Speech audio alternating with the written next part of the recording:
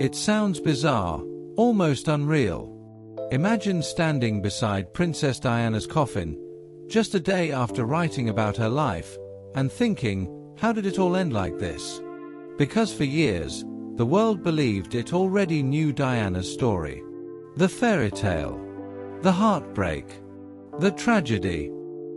But according to her brother, Charles Spencer, the truth was far more painful and far more disturbing than anyone realized. For the world, September 6, 1997, was a day frozen in time.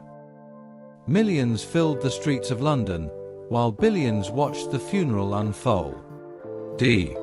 But one image overshadowed everything else. Boy.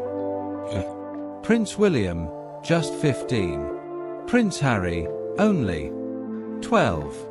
Walking silently behind their mother's coffin. To the public, it looked like strength, duty, courage. But behind the scenes, it was something else entirely. Because what most people didn't know is that this was never meant to happen. When Charles Spencer first heard the plan, his reaction was immediate. No. Never. He couldn't accept the idea that two grieving children would be placed on display before the entire world. Cameras zooming in. Every step judged.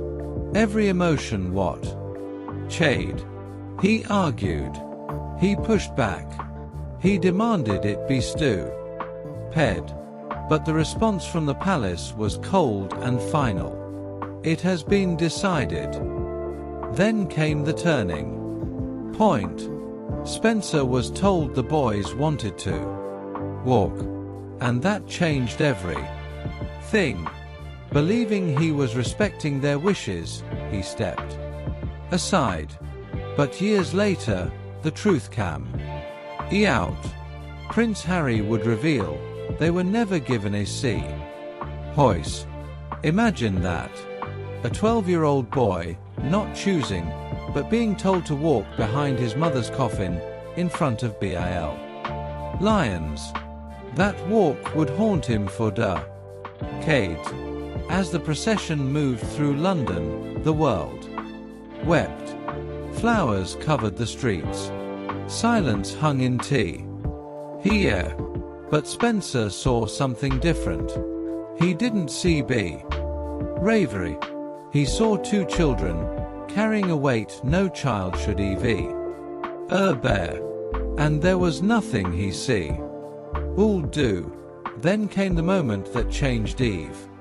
Writhing inside Westminster Abbey, Charles Spencer stepped forward speak. And what followed shocked the world. He didn't just mourn his sister. He defended her.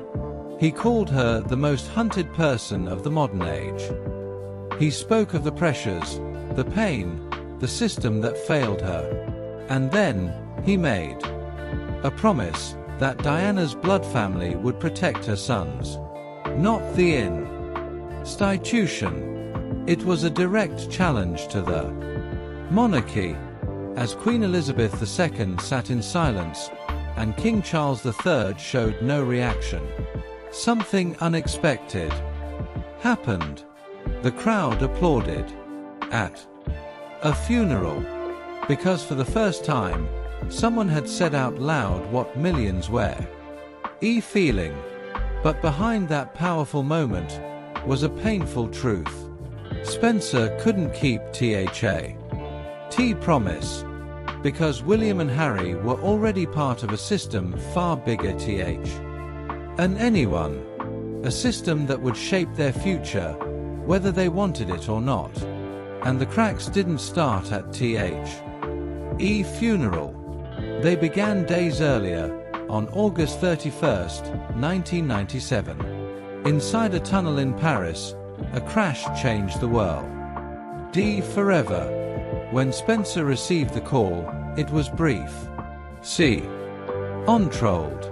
Diana had been in an accident. Then came the second call. She was gone. As the world broke down in grief, something strange happened. The royal family remained silent. No immediate address. No public mourning. They stayed at Balmoral, away from the public eye. At first, people understood, but as hours turned into days, silence turned into anger. Outside Buckingham Palace, crowds gathered. Not just to mourn, but question. Where was the leadership? Where was the emotion? Why did it feel like the world was grieving alone? Inside the palace, it was different. William and Harry had just lost their mother. But years later, Harry would reveal something chilling. There was very little emotion. Very little comfort. Just silence. That silence, that distance, would leave a lasting mark. Because for Harry, it wasn't just about losing his mother. It was about how everything was handled after. And decades later, that same pain would resurface. The pressure, the media, the feeling of history eating itself. Especially when he saw the same patterns affecting his wife. So in 2020, Prince Harry made a decision that shocked the world. He walked away. Not out of rebellion. Out of fear. Fear that the same story would happen again. In many ways, he was finishing what DNA had started. Breaking away. Choosing a different life. Refusing to let the ism define him. And quietly, Charles Spencer understood. Because for him, this was just history. It was personal. A sister lost. A promise broken. And two boys, who were never given a choice. So now he question remains. Could anything have been done differently? Or was this always inevitable? Tell me what you think.